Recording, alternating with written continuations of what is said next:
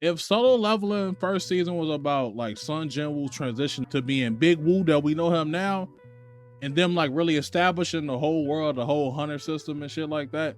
That mean that the second season was made with one main focus, bro. Aura, nigga. Aura, that's it, bro. They really made this nigga Big Woo one of the coldest characters in all of fiction, bro. No bullshit. They made sure every episode showed that he was indeed and always indubitably that nigga, bro. There's actually been a little fake controversy and criticism towards this season, but we'll get to that stupid shit later. Strap in, bro. We got a lot of shit to talk about. They start off by showing us Big Woo his element, bro, pulling the bops immediately, bro. Like, nigga, I see you, nephew.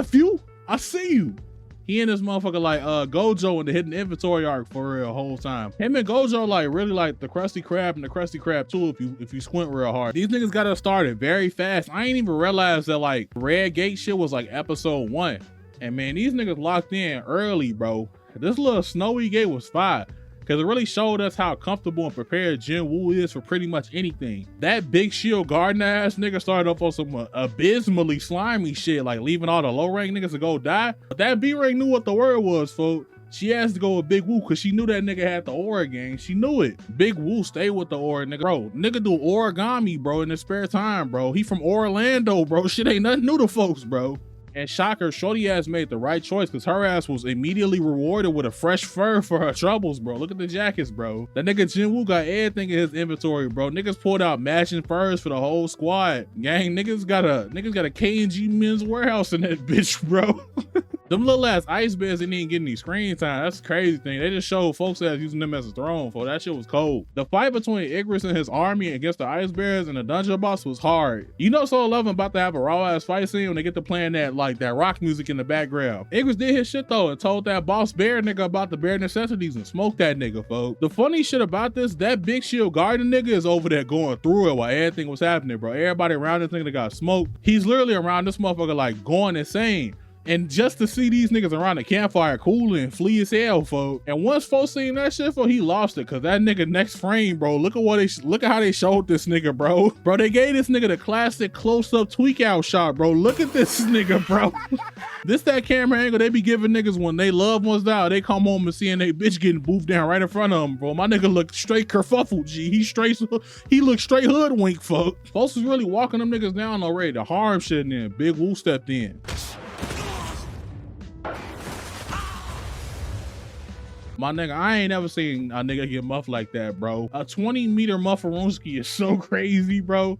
Matter of fact, this nigga dribbled this nigga and then kicked that nigga down the pitch. This nigga Big Woo is Trent Alexander-Arnold, bro. Like, come on, man. The Ice Elves pulled up and no bullshit. This is what niggas knew Big Woo was on demon time. Cause that first nigga got smoked instantaneously, bro.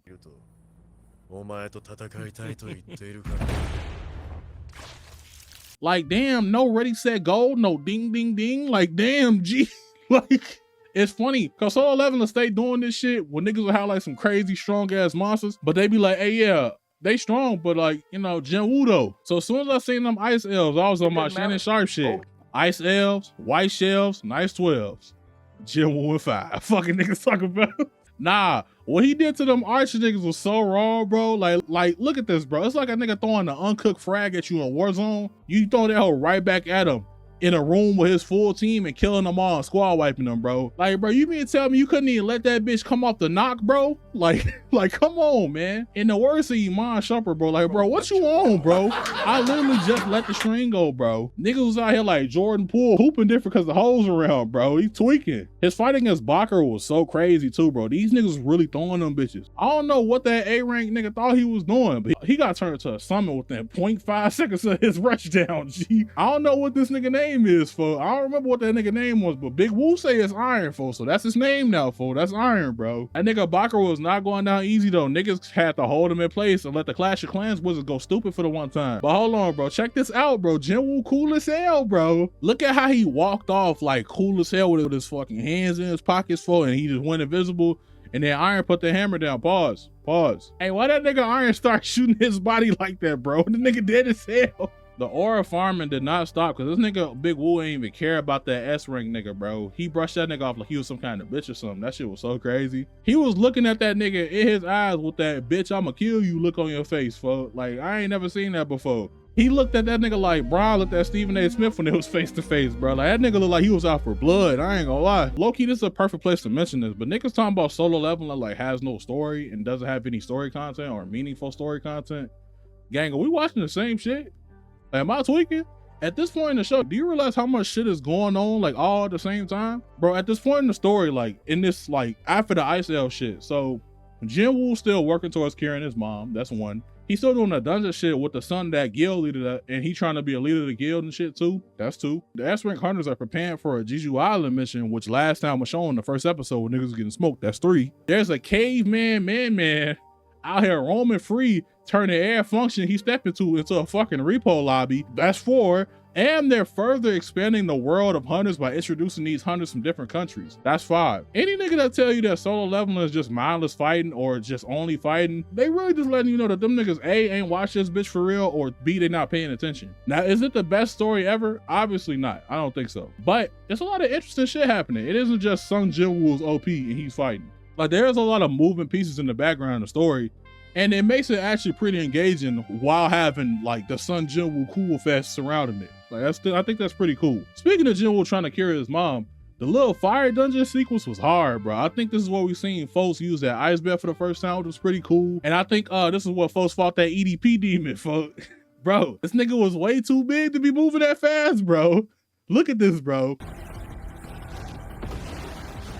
This ain't a Hellcat, bro. This more like a Hell Hippo, folks. This nigga got an Aventador engine and a Grand Caravan, folks. He was low-key hawking Jinwoo ass too, folks. Look at this nigga, folks. He was hitting straight feet, folks. Ain't no way folks ass pushing that way like that, bro. No wind up, no nothing, bro. Nah, nigga, up the building is nasty work, bro. Gravity must have took a day off or some shit, cause what's going on here, man? It's funny. After this, niggas had like damn near a whole episode of the S-rank niggas like dick eating this nigga, bro. It's so crazy. It's such a Solo Leveling thing to do because they did that in season 1 when nigga got his number. The next major event was like the mining team job, and that shit was fire too. They was flexing their animation in this little dungeon arc. Nah, real shit though, I need whatever cologne this nigga Jin Woo is wearing, folks, because ain't no way a lack of stench made Che-In speed walk up to him, get to sniffing his shit, bro. Like, who got it, bro? Stop gatekeeping, my nigga. Bro, he had her ass thinking about him before she went to sleep and shit, folks. Like, shorty ass drenched, folks, under a spell. Aura got her, bro. One of them red orbs put up on that squad that Jin Woo was like carrying gear for.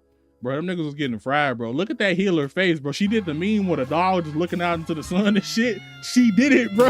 Look at her face, bro.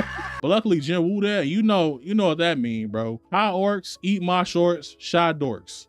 Jinwoo 5. Fuck you talking about, bitch ass nigga. Nigga was invisible, smoking them niggas. I know that shit looked like Patrick getting beat up by nothing in front of the Salty Spittoon type shit from their perspective, folks. I know niggas was like, yo, why are these niggas getting smoked like this, bro? What happened? And the situation low-key got worse, folks. And the funniest shit happened, bro. The healer shorty gave this nigga Jinwoo her whole ass wheel. Like, damn, folks. Like, straight like that, fuck. Like, you ain't gonna believe a little bit, my nigga, fuck. I get it though. Cause it's the type of shit I'm on if there's ever a zombie apocalypse, folks. If there's a zombie apocalypse, I'm giving niggas a wheel hopping off a building immediately. I don't give a fuck if there's one zombie in the world. I'm hopping right off that bitch. Going in further, these niggas got a whole fifi going on in this bitch, bro. A whole like function with the high orcs and shit. Now, why folks do that capping like that, bro? Niggas started dribbling that nigga. It's like just for the fucking It's funny. Me and my homie Cam was watching the RDC video. It was this meme of like King DDD. They was going through their Twitter shit, their Twitter community. And there was a meme of King DDD going through a book, and it was the same 3 things over and over and over again, basically making fun of the formula for Solo Leveling at this point. But I'm not gonna lie, bro. It's like they said, this shit hits every time, and I'm gonna be there for it every single time. I don't care if it's the same shit happening.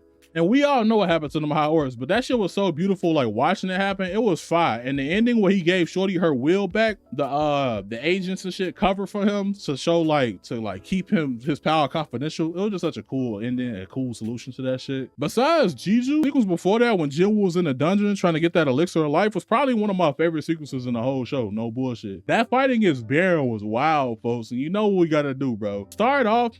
If this wasn't Solo Leveling, I'd probably be worried, because any nigga that's casually pulling up on a fucking blue eyes white dragon gotta be some kind of issue, my nigga.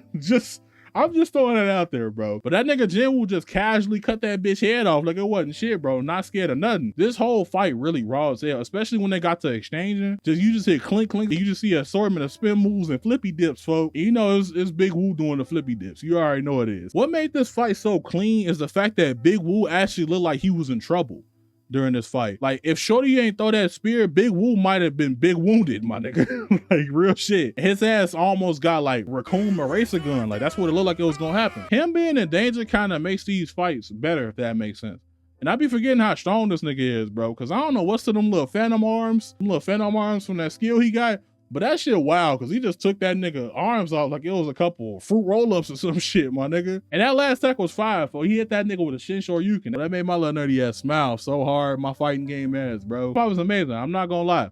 It's a shame that he couldn't add that nigga to his army, but that nigga said, I'm leaving with some shit, and snatched that nigga Blue Eyes right from his deck, folks.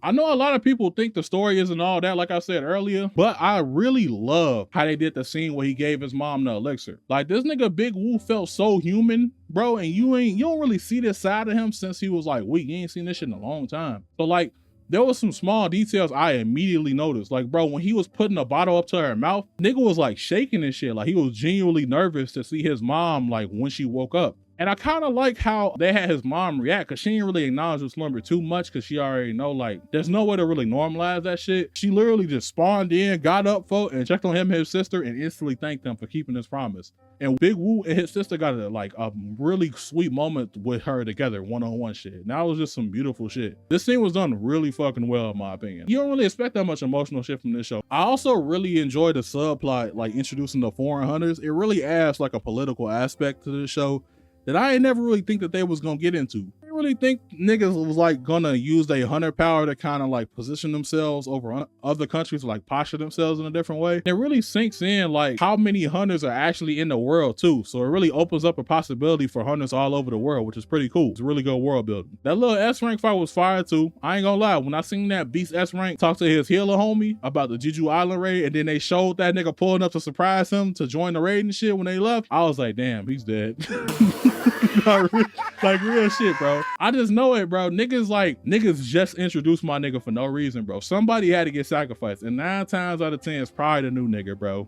This is unfortunate. That's just the way it is. Now it's time to talk about Jeju Island, bro. And man, this shit was crazy. I'm not gonna lie. This was hyped up than a bitch, bro. Like, I heard so many niggas like, just wait to Jeju Island. Just wait to Jeju Island. Jeju Island, that shit. And this shit had no choice but to deliver.